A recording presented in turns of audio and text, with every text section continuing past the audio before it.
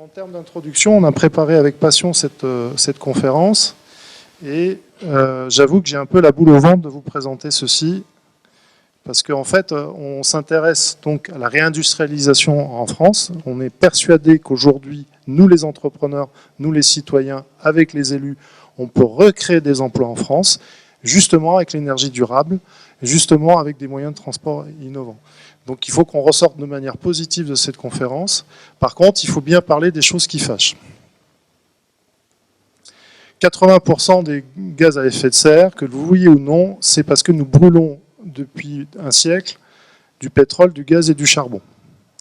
C'est 80% du problème. Après, c'est plutôt l'agriculture, les vaches, le méthane, etc. 74% de ces gaz à effet de serre, au niveau mondial, c'est le G20. Donc vous prenez la liste des pays qui constituent le G20, c'est l'Union européenne des 27 et les plus riches pays. Donc rappelez-vous la COP21, on a réuni 190 pays. Je suis désolé de vous dire, on doit réunir une cinquantaine de pays pour vraiment décider, entre guillemets, de ce réchauffement climatique.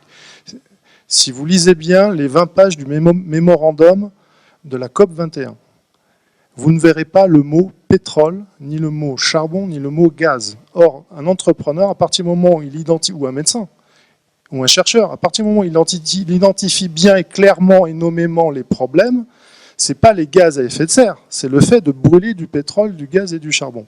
Et ça, il se trouve qu'il y a un pays dans le monde, tout seul, avec ses 65 millions d'habitants, avec l'Union européenne, peut faire quelque chose d'absolument formidable pour vraiment s'affranchir du pétrole, du gaz et du charbon. Qu'est-ce qui va se passer en 2035 d'après vous? Quel âge aurez-vous en 2035? Essayez de vous projeter en 2035. On sera tous normalement vivants, mais si vous avez des enfants, quel âge auront vos enfants en 2035? Si vous êtes grands-parents, quel âge auront vos petits-enfants en 2035? C'est pas très très loin. Et maintenant, quel âge vous aurez, vos enfants, vos petits-enfants en 2020? C'est très loin, 2020, c'est dans 2 ans. Donc, brûler du charbon, je suis désolé de le dire, en France, on ne brûle plus tellement de charbon pour produire de l'électricité. On a nos centrales. 10 centrales thermiques à charbon, les plus polluantes d'Europe, qui sont en Allemagne. Donc, messieurs les Allemands, fermez vos centrales à charbon, utilisez des énergies renouvelables ou nucléaires, mais il faut fermer vos centrales à charbon. Le gaz, c'est plus problématique. On peut difficilement changer sa chaudière à gaz, encore que on peut passer à la pompe à chaleur. Par contre, il y a un sujet qui va nous arriver en 2020-2035, que vous le vouliez ou non. Et c'est ça où on a une difficulté en tant qu'entrepreneur, il faut nommer les problèmes. Et sur le besoin du pétrole spécifique, imaginez notre économie sans pétrole. Que va faire l'agriculteur?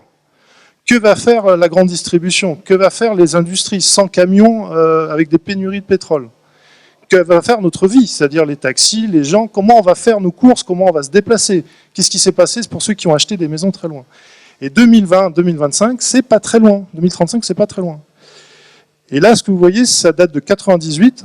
À partir de 2009, c'est un rapport de l'Agence internationale de l'énergie qui dépend de l'OCDE. Vous avez aussi des rapports du département de l'énergie américain.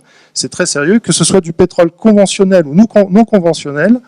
Si on ne trouve pas, à partir de 2020, de nouvelles réserves qui ne sont pas encore trouvées, nous aurons des problèmes de pénurie de pétrole. Et d'ici 2035, alors à l'Agence de l'énergie, ils ont baptisé ça des projets non identifiés. Donc ce n'est pas du pétrole mélangé à du sable au Canada, on les a déjà trouvés. C'est des réserves qu'on n'a pas encore trouvées. Et 43 millions de barils, c'est à peu près 2 fois l'Arabie Saoudite. Donc d'ici 2035, nous devons trouver 2 fois l'équivalent de l'Arabie Saoudite en réserve de pétrole. Sinon, qu'est-ce qui se passera? Et ce n'est pas moi qui le déclare. C'est le PDG Total, à partir de 2020, nous reprendrons. Donc il s'agit vraiment, non seulement pour le réchauffement climatique, mais aussi pour notre économie, pour notre avenir et l'avenir de nos enfants, de s'affranchir du pétrole, du gaz, du charbon. Et là, on revient à quelque chose de positif. Les entrepreneurs, les chercheurs, les élus politiques ont vraiment quelque chose à jouer en France parce qu'on a toute la chaîne pour pouvoir produire. Donc Jean Coveschi va pas tarder. On va laisser la parole exceptionnellement d'abord à Eric Place, qui va nous présenter ce qu'il a fait au niveau de l'architecture depuis une dizaine d'années.